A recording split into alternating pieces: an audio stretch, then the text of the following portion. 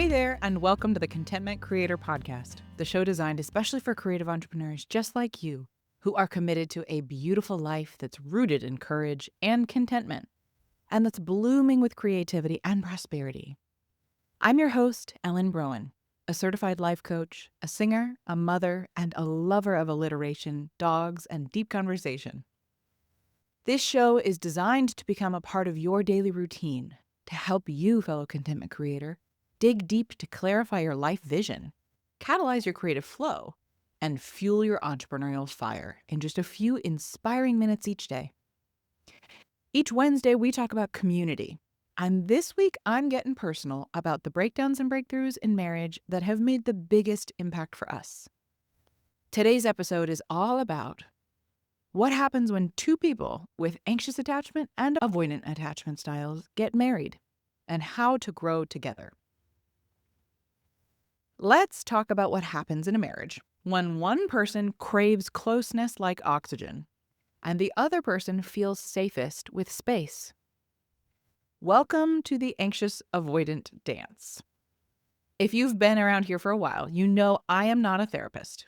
I always want to be super clear about that. But I am a certified coach with almost a decade of practice, someone with well over a decade of therapy and healing work under my belt, and someone who has studied this dynamic intimately from the inside of my own marriage. Because this was one of the root patterns Matt and I couldn't name for years. But once we did, so much made sense. You see, I lean anxious, not in the text me every 5 minutes or I'll spiral kind of way, but more like I'm deeply attuned to any sign of disconnection and will immediately try to fix it because my nervous system interprets distance as danger. Matt, on the other hand, is wired more avoidant. Not in a never opens up kind of way, but more like when I feel tension or pressure, I instinctively pull back to self-regulate. I need space to settle before I can reconnect. And when we didn't have language for this, oh my God, we clashed. Because my protective part would move toward, and his would move away.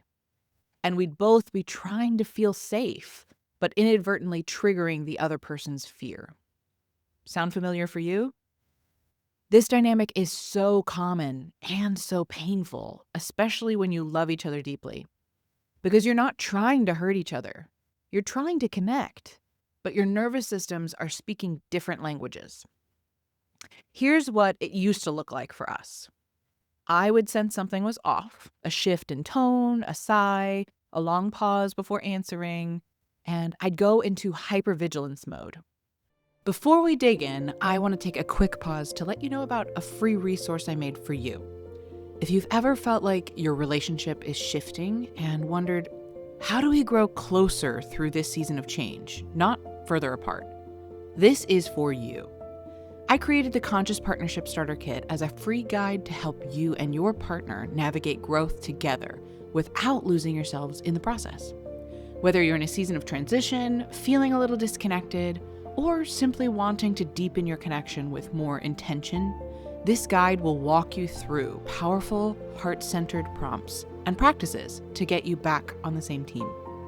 Because your relationship deserves more than maintenance. It deserves conscious tending, courageous conversations, and the kind of clarity that helps you move forward together.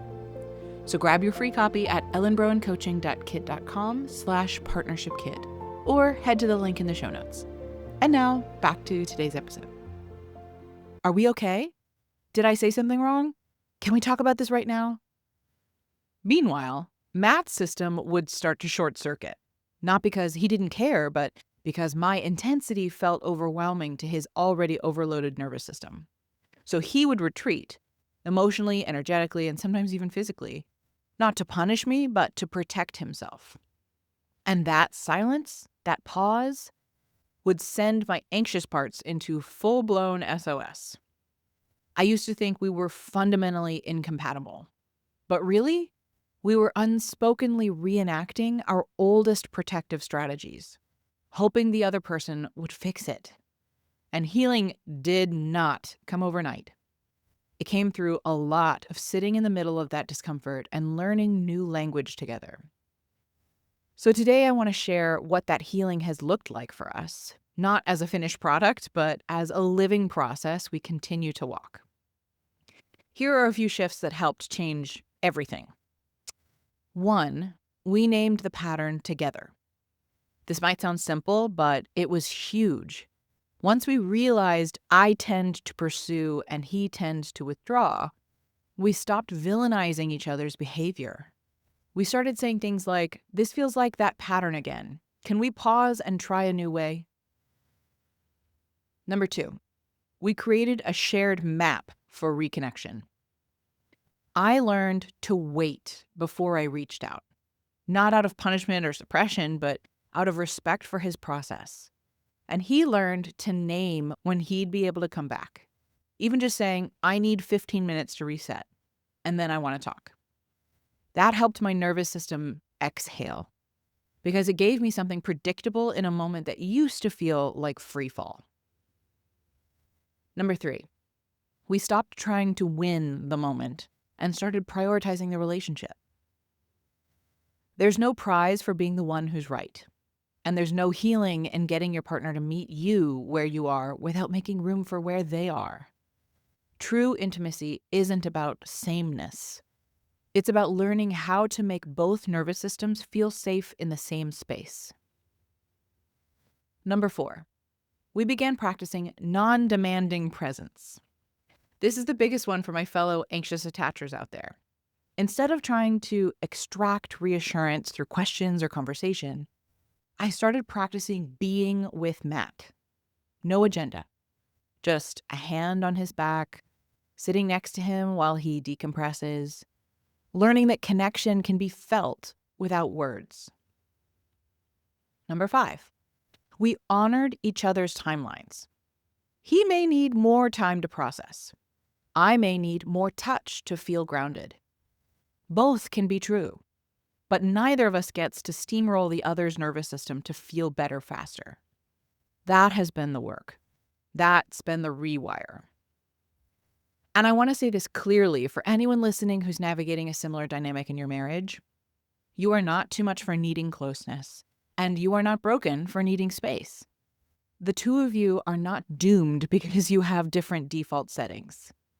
You just need new tools, shared language, and a willingness to understand that your partner's way of seeking safety might look different than yours, but it's no less valid. Intimacy is not about having the same nervous system. It's about choosing again and again to meet in the space in between. So pause, notice, and choose each other gently, even when you're wired differently. You're doing the work, and it's working. Thank you for being here with me today. Join me here tomorrow to discuss the parts of us that change and that remain the same in lifelong partnership. If you enjoyed today's episode, please share the love by sending it to someone you know it would support, and by leaving reviews and comments. It would truly mean the world to me to hear from you and to support those you care about. Hit that subscribe button so you never miss a day, and join me in my mission to help a world full of content creators become a world of contentment creators.